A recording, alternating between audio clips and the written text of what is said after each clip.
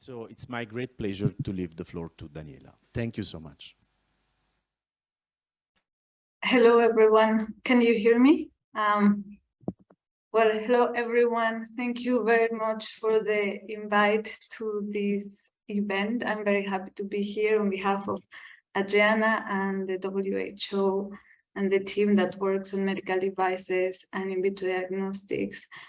As they mentioned, I'm a biomedical engineer working now for a few years with WHO, and I'm happy to share with you some of the projects we're working on to increase access to medical devices. So first of all, let me go to the agenda. I basically will focus on 3 different projects. The first one is called the WHO Medical Devices Technical Series.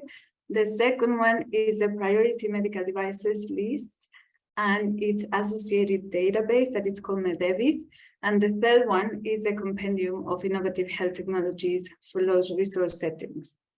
So let me start saying that in order to have or to increase access for all populations, there are some musts for health technologies. So health technologies must be safe, they must be of good quality, easy to use, easy to maintain, adaptable, affordable, available, accessible, and acceptable.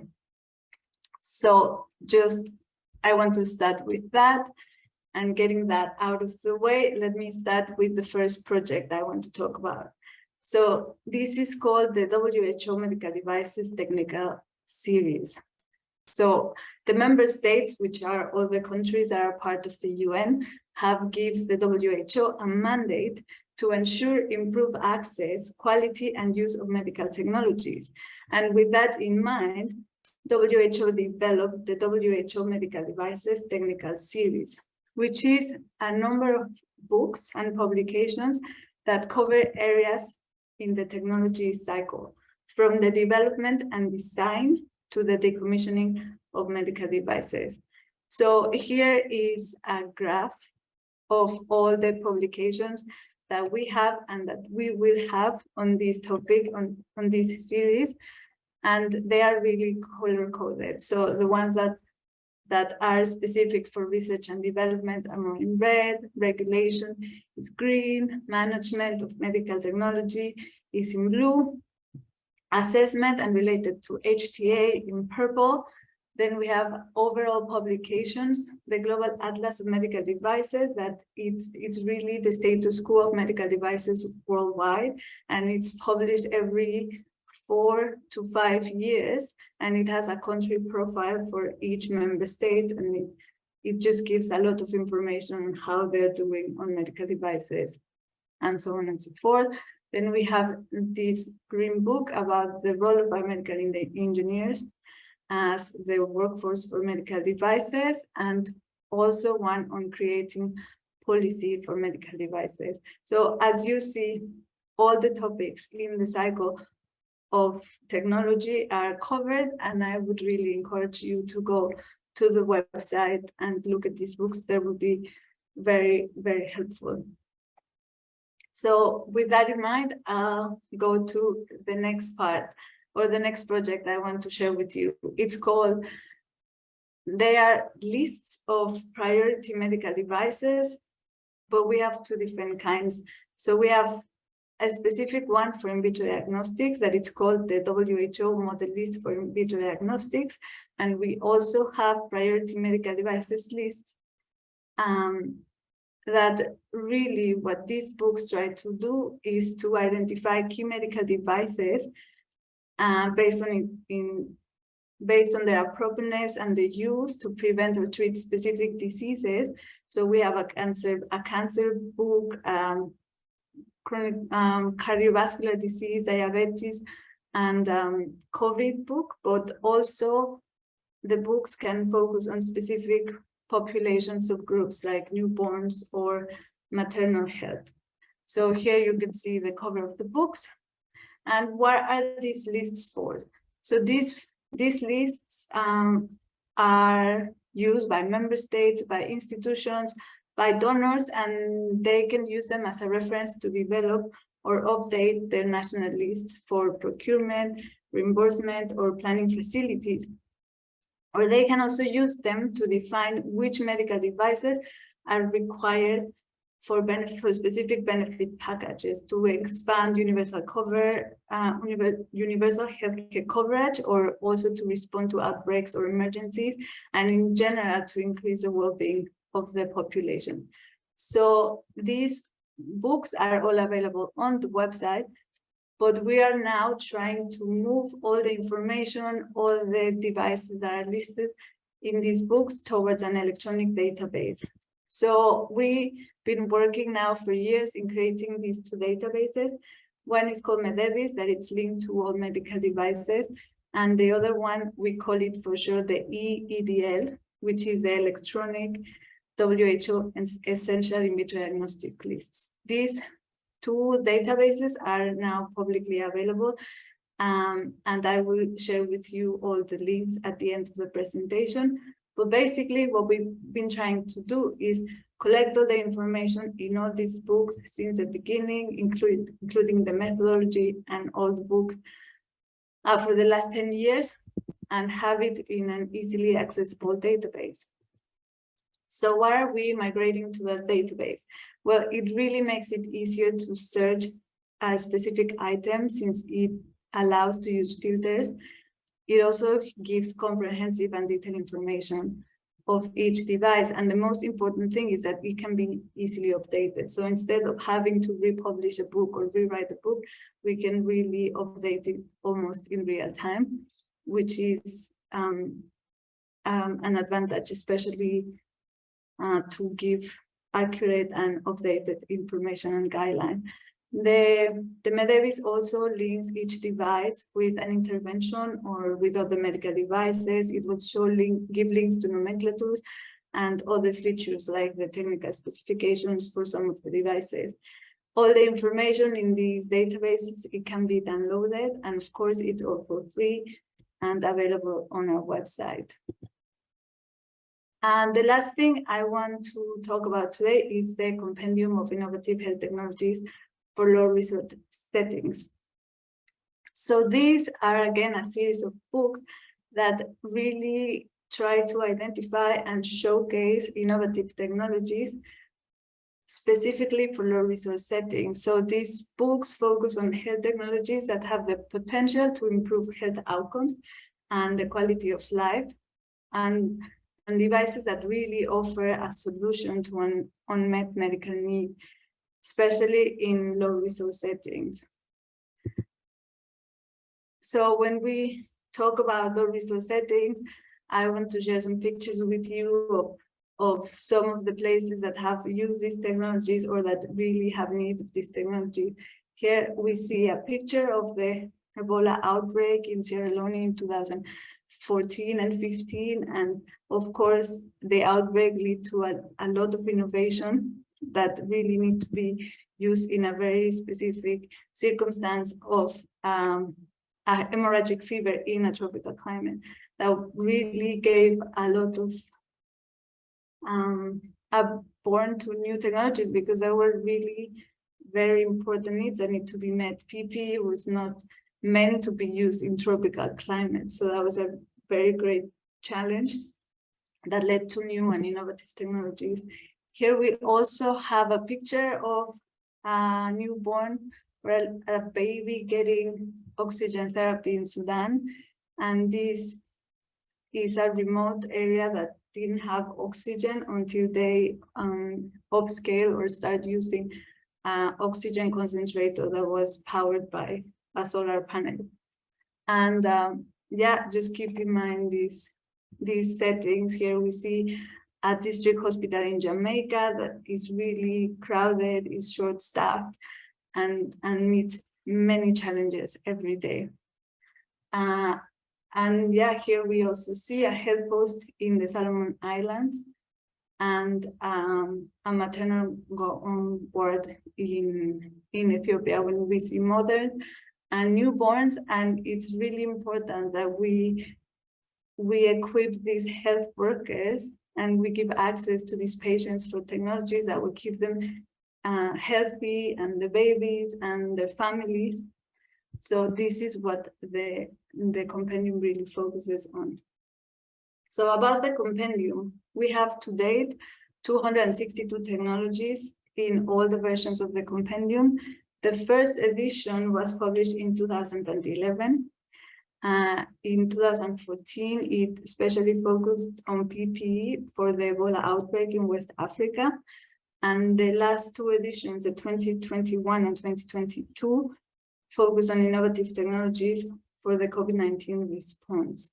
We have planned a future call for 2023 that hopefully will open this year, and it will be for non-communicable diseases or technologies to address non-communicable diseases. So how does it work? How does a compendium work? Well, in general, WHO opened a call, and then everybody is welcome to submit the technology. So it can be innovators or the industry or research labs. They can really submit their innovation, and the innovation can be either a mature product that is commercially available or could also be a prototype. Then there's an initial screen, and WHO look at the submissions, that they are complete, that they are real, and we start then the assessment by putting together a committee of evaluators of different disciplines that will evaluate different aspects of the technology or of all the technology submitted. And then there is deliberation, so the whole committee would meet and they would discuss their evaluations and also decide if the innovation should be included or if there's more evidence need. And in the end, we have the selection. And then once all the technologies are selected for the compendium, then the new edition will be born.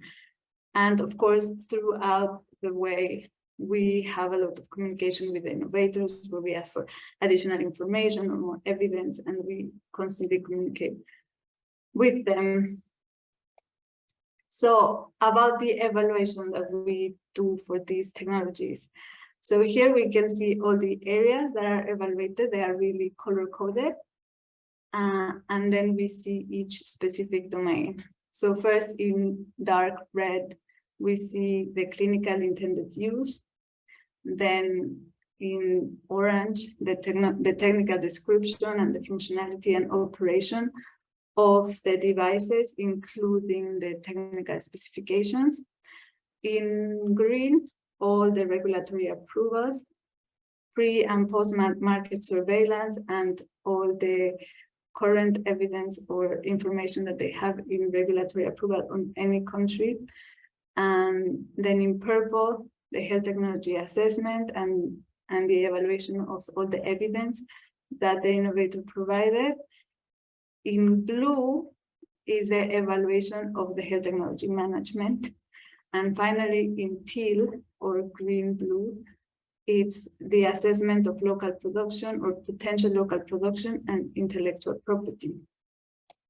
And here is an example of how the compendium looks. So each selected technology will have a complete profile.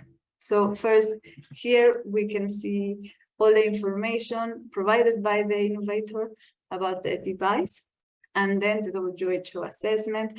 We have the clinical assessment of the intended use. We also do a comparison of the technical specifications of this device compared to the ones produced by WHO. We have the regulatory assessment and the technology, the HTA and technology evaluation.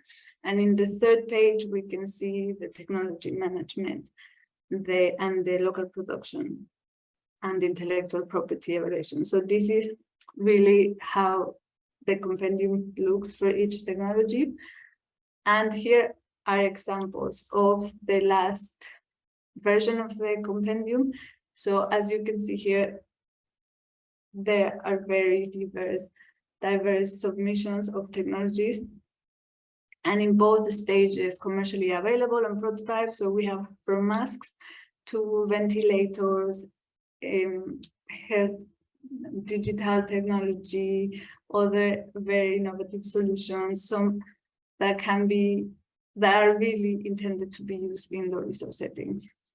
And the last thing I would like to talk is about the impact of this health technology in low resource setting. So we had the launch of the last compendium in June, and we really invited people to give us the testimony from the field. So I have 3 examples, one from Ethiopia, one from South Africa, and one from Myanmar, of how really on the impact, the real impact of these innovative technologies in low resource settings. So first of all was this neonatal CPAP that was used in Ethiopia. It's really an oxygen concentrator with a bubble-driven CPAP machine, and it's intended to be used in neonatal intensive care units.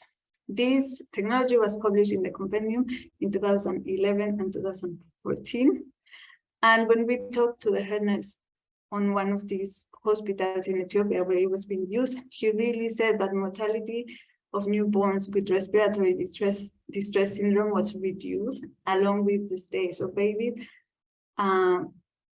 were having a shorter stay in the intensive care unit, and we were having a better prognosis when using this device, opposed to not using a device or using a device for adults in neonates. But they also share with us the challenges that remain. For example, they usually have lack of availability of trained personnel. So if there's a turnover, not everyone knows how to use this machine or this device. And they also have challenges accessing spare parts if it breaks down. They say the number of units they have compared to the number of patients they have, it's not enough. And they also struggle with unreliable electricity supply. So this is the first example. The second example I want to share with you is about this Oxera mask in South Africa.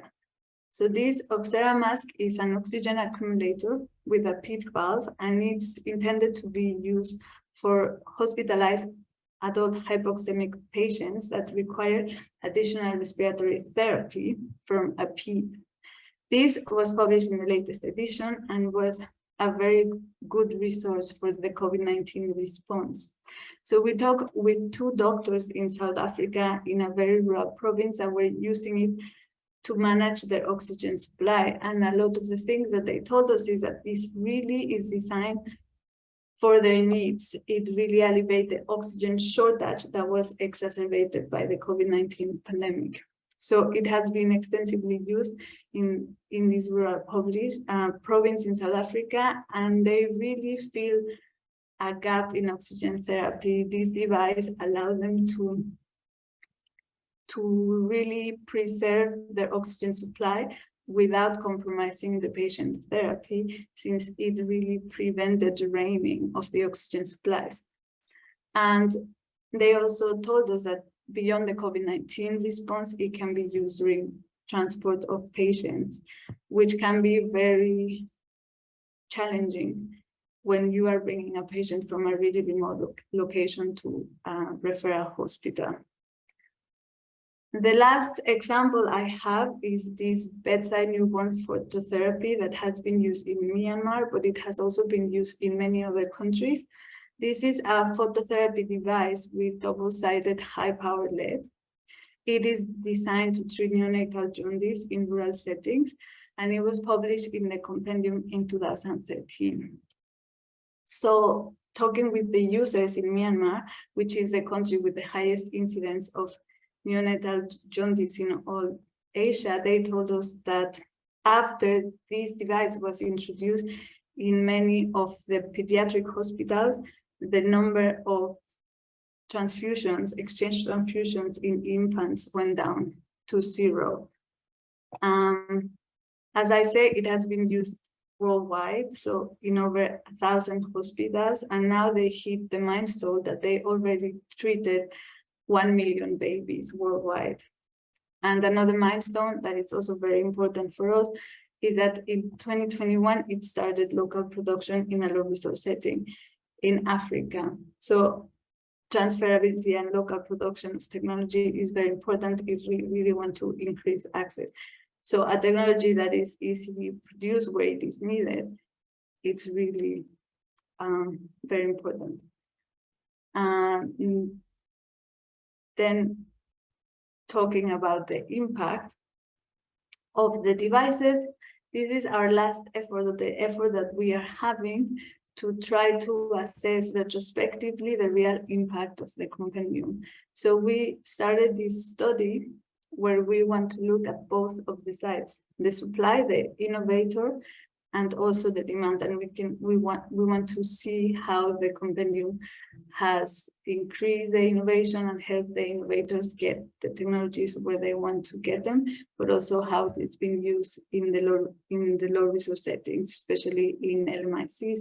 So we developed 2 electronic surveys that we shared in the last 2 months with our networks and with all the submissions of the compendium.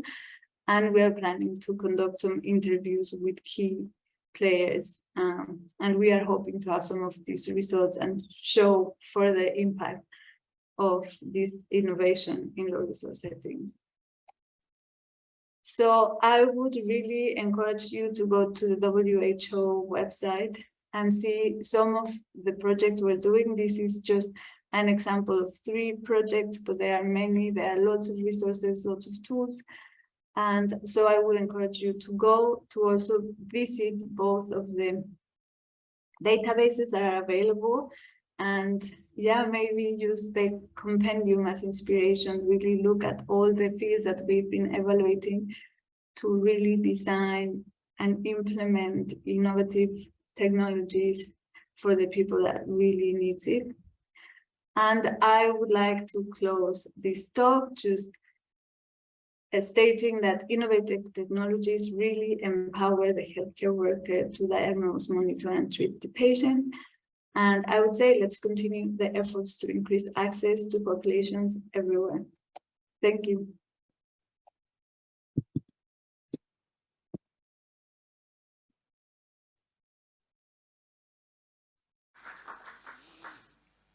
Thank you very much, Daniela, for this very interesting talk, which I hope was of interest to our future innovators in this room and current students. So I really would leave the floor to them to see whether they have any question or curiosity or consideration they may like to share with Daniela. Do we have any question from the room? Are you too shy? If not, I can certainly ask. Daniela, we have in this room about 100 from here and remotely connected PhD students, so they are all, many are biomedical engineers, so they will be the future, they are the future innovators. While reviewing the proposals, okay, what it is the most common thing that, in your opinion, innovators underestimate or do not consider when they refer to lower income countries? Thank you for this question. This is very interesting, but also very tricky. I think one of the things that happen, especially when the innovation doesn't come from a low resource setting, is that it doesn't have the implementation in mind.